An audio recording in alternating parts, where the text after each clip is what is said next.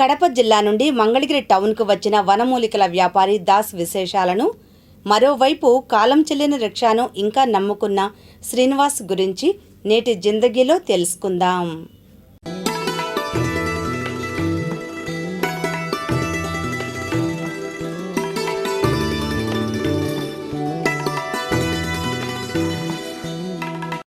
రాయలసీమ నుండి మంగళగిరి టౌన్ వలస వచ్చిన కడప దాస్ తన వనమూలికల గురించి సిటీ న్యూస్తో మాట్లాడాడు. మాది కడప జిల్లా.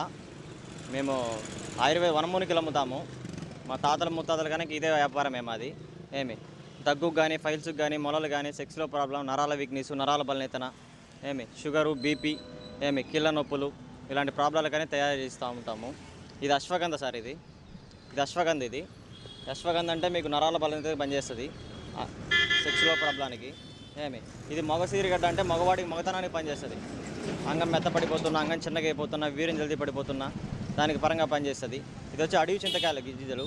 ఇది మోకాళ్ళలో బలం పెరగడానికి, రక్తశుద్ధి రన్నింగ్ అవ్వడానికి, ఎముకల్లో బలం అనేది ఏర్పడడానికి వాడతారు. ఇది నల్ల జీలకర్ర. మన ఇంట్లో కానీ వాడుతూనే ఉంటాం. అది ఇది కరక్కాయ సార్. ఇది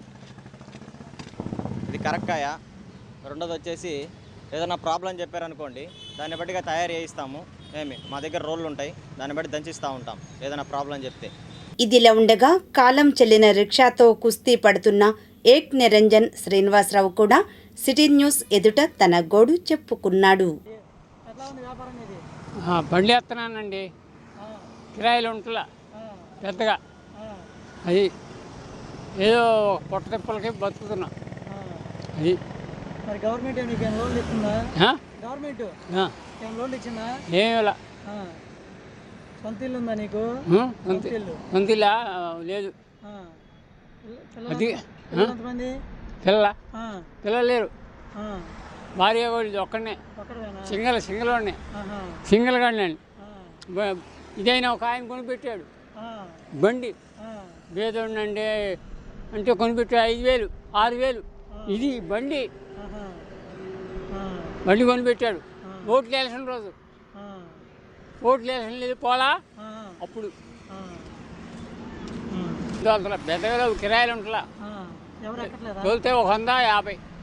నిన్న అసలు పోనీ అవలా. ఏం చేస్తా వస్తువులు ఉంటాయి.